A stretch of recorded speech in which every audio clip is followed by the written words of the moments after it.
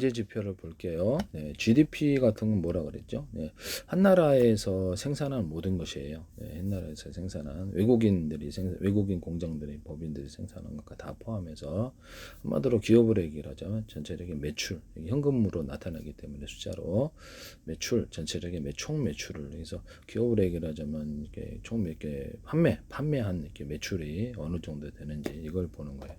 그다음에 GNI는 내가 번 돈, 기업을 통해 기업이다 그러면 여기 한 해 동안 번 모든 돈 이것이 이제 GNI인데요.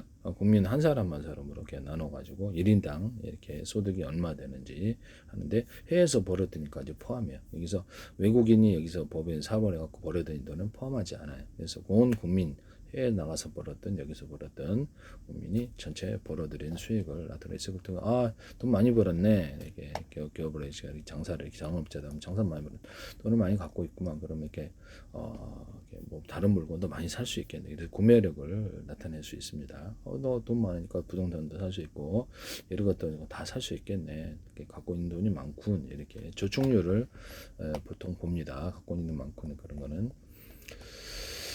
일반적으로 물가 상승률은 그래서 소비자 물가 지수를 통해 나타내는데 편입되는 품목들이 다 있어요. 그래서 인터넷에서 내가 이제 이게 1달러다. 그러면 예전에는 사과 12개를 살 수 있었는데 지금은 2개밖에 못 산다. 그러면 이렇게 화폐 가치가 떨어진 거죠. 1달러인데 돈이 아무리 많이 풀렸더라도 20개를 살 수 있다. 그럼 화폐 가치가 높아진 것입니다. 이해가 가십니까? 네. 실제로는 자본주의 특성상 물가는 짜장면 하나 예전에 입이 300원이었는데 지금 6,000원 이렇게 되면 화폐 가치가 떨어진 거죠. 이렇게 이런 것도 얘기를 통해서 이것이 이제 자본주의 특성상 이렇게 풍선처럼 계속해서 많은 사람이 사고 파는 행위를 했을 때 돈을 계속 찍어내야 돼요. 근데 키보드상으로 보통 주거나 현금 화폐로 주는데 경제 활동, 경제 규모가 커지다 보니까 점점 이렇게 늘어나요. 근데 부동산이라 이런 건 그대로 있잖아요. 강남방이 예전에는 1970년대 10,000원 했다면 지금 뭐 1억 2천 뭐 이런 식으로도 하잖아요. 그러니까 1억도 있고 비싼 데는 더 비싸겠지만 그래서 자본주의 특성상 세월이 흐르면 점점 돈은 이렇게 발행이 증가하게 된다. 이것이 정상적이지 않은 것이 정상적인 것입니다. 경제가 규모가 그만큼 커졌다라는 거죠.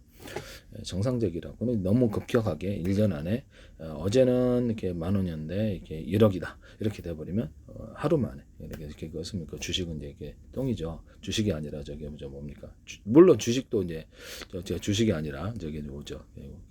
통화 가치가 똥이 돼버리는 거죠. 그렇게 급격 세월을 따라서 점점점 일어나는 것은 괜찮지만 갑작스럽게 하루 만에 또는 이틀 만에 이렇게 화폐 가치가 떨어지게 되면은 다들 이렇게 어떤 이렇게 베네수엘라다 그는 이제 뭐 거기도 이제 그렇게 짐바브웨도 옛날에 그랬잖아요. 그러면 그 사람들이 그쪽 화폐를 신뢰를 안 하고요. 외국 달러를 이렇게 가지고 외국 화폐를 가지려고 그러거나 금을 가지고 실물 자산이 이제 부동산이 됐든 뭐 이렇게 자기가 먹을 거래든 옛날에 뭐 그랬대죠. 돈을 너무 이렇게 막 발행을 하다 보니까 뉴욕하러 이렇게 싣고 가가지고 이렇게 빵 몇 조각을 얻었더라. 그래서 그때는 이제 실물 자산, 실물 자기가 실제로 먹고 사는 문제가 제일 중요하잖아요. 먹고 사는 문제는 식품이라든지 먹고 사는 이런 부분들, 이게 실물 자산, 함부로 이렇게 막 남발할 수 없는 이런 것들, 이런 것 부동산이라든지 이런 거 가진 놈이 짱이죠. 네네. 그래서 지나치게 화폐를 많이 발행하면 이런 단기간에 많이 발행을 했을 때 화폐가 신뢰를 잃어서 화폐 가치가 똥이 되거나 가치가 없어져 버리는 부분이 되겠습니다. 그래서 점진적인 화폐 발행은 요새는 키보드로 발행하기 때문에 정상적인 것이다 하겠습니다. 네네.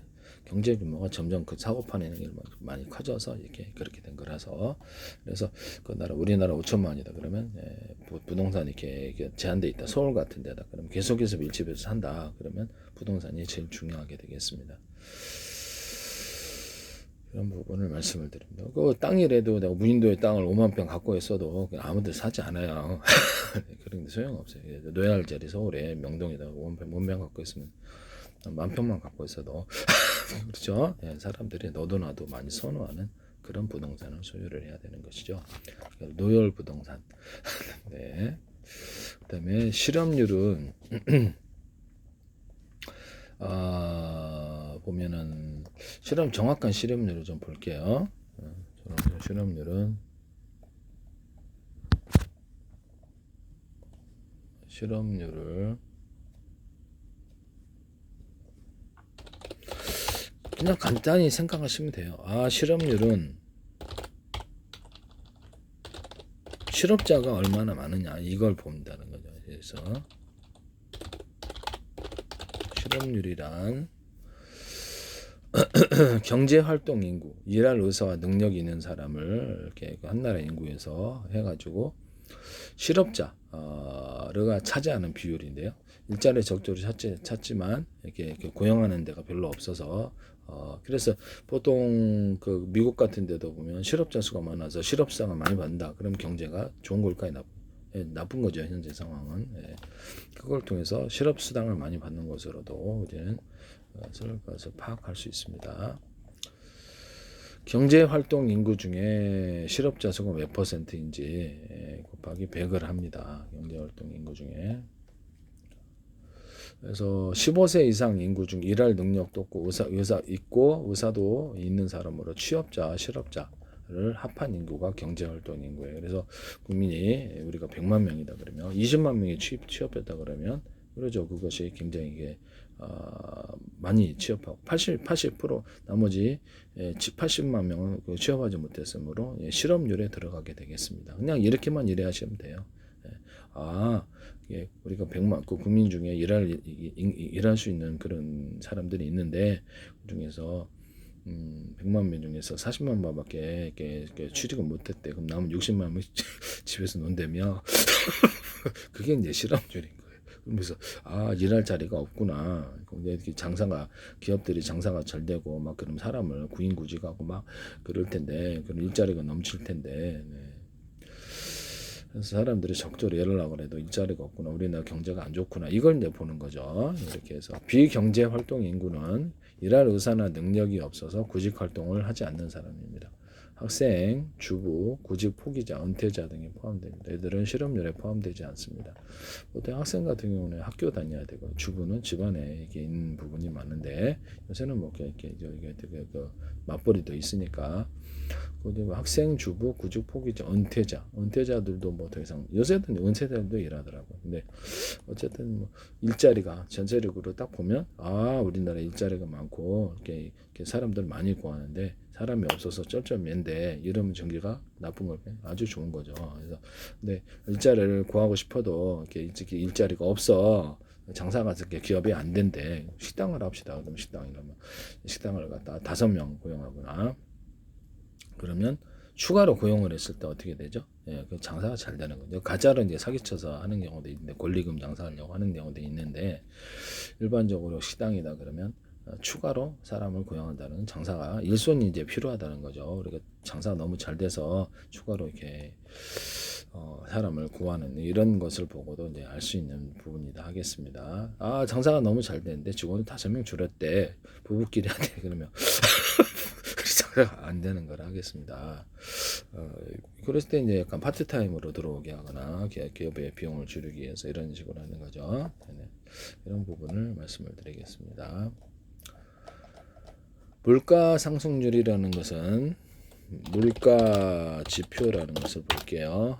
물가 지표는 소비자 물가 지수와 생산자 물가 지수 있는데요. 이렇게 여기서 볼게요. 생산자 물가 지수는 기업 간 거래되는 상품의 가격 변동 이렇게 되고 소비자 물가 지수는 소비자가 구매하는 상품과 서비스의 평균 가격 변동, 가격이 오르락 내리락 이걸 본다는 거죠. 소비자 물가 지수는 소비자들이 사는 상품들을 이런 것들 오르락 내리락 하는 거. 물가가 올라갔느냐 내려갔느냐. 생산자 물가 지수는 기업 간의 거래 원자재다. 뭐 이렇게 기업 간의 거래하는 이런 상품들 기본 상품들이 편입되는 게 있어요.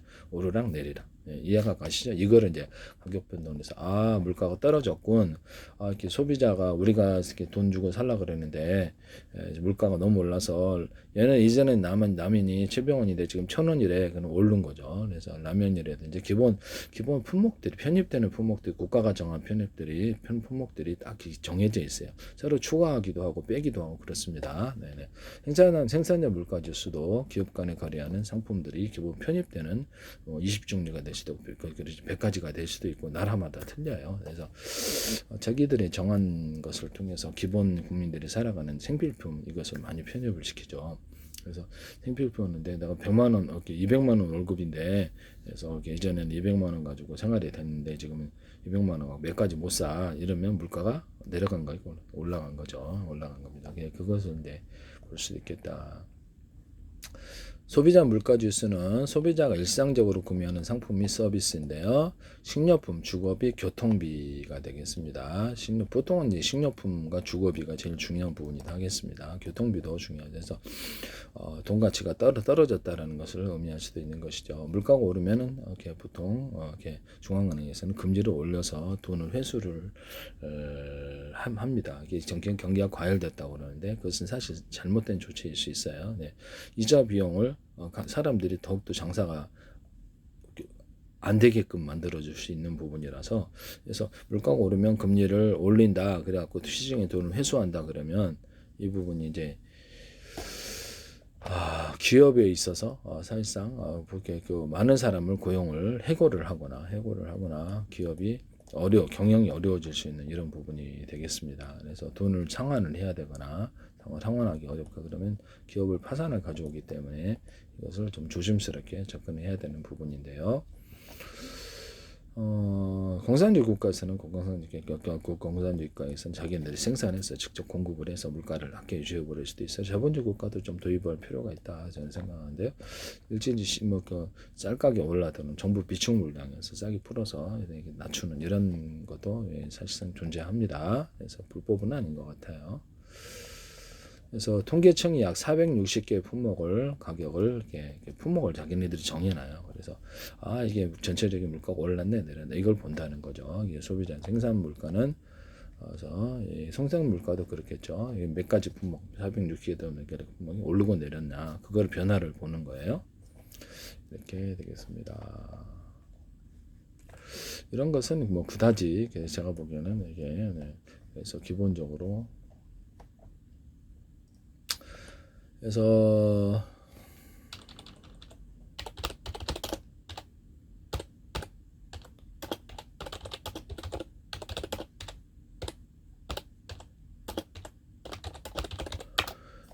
이거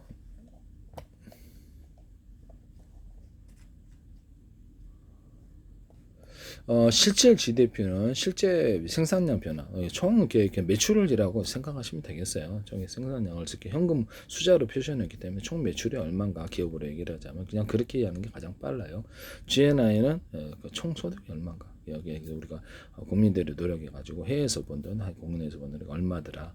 영업활동에서 번 돈, 투자 수익 다 포함해서 소득이 얼마더라. 이걸 보는 거예요. 식당이라면 한 해에서 우리가 결산을 하자. 그러면 총 매출이 얼마였고, 영업이익이 얼마였고, 이거저거 다 이렇게 이자 비용까지 다 빼니까 우리가 얼마 남았다.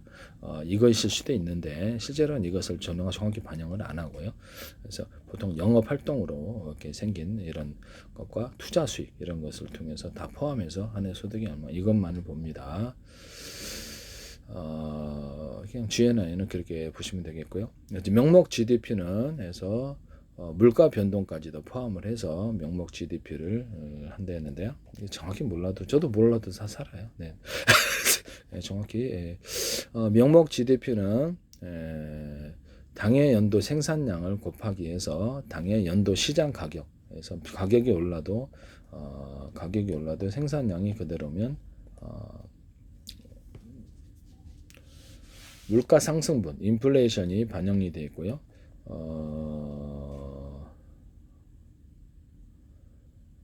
가격이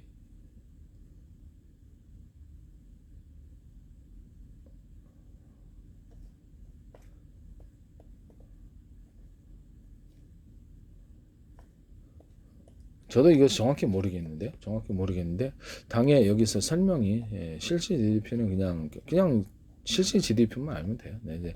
명목지 저도 모르고 잘 살았습니다.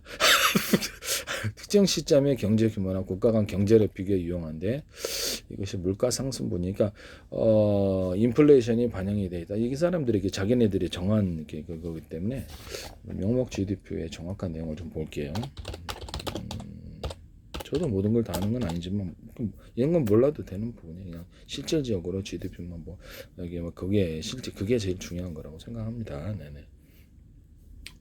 그래서 총 매출이 얼마인가 이렇게 그것만 보면 된다 이 뜻이죠. 그럼 영업이익 또는 투자 수익 그것에서 실제로 이건 이제 이게 제일 중요한 거예요.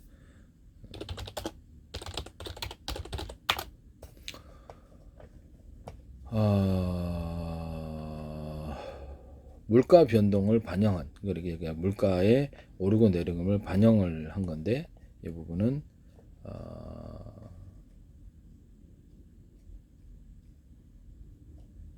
인플레이션 영향을 갖다가 이렇게 포함 안 되는데요.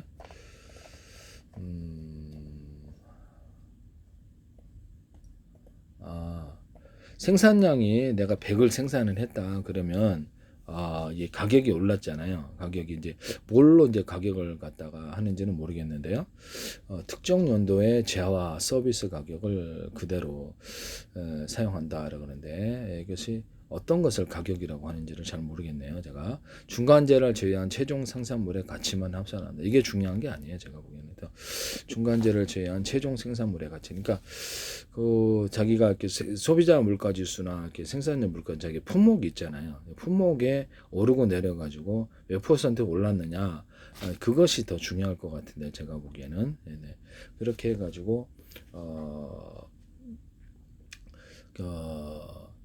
실제로는 이렇게 뭐 내가 뭐 어떤 공산품을 하나 생산을 했다. 근데 이제 생산량은 그대로 있는데 이것이 어제는 100원이었는데 오늘은 120원이다. 그러면 좀 더 증가를 한 거죠. 네. 그렇게 보시면 되겠습니다. 네. 그게 이제 명목상 GDP로 보는 것 같은데요.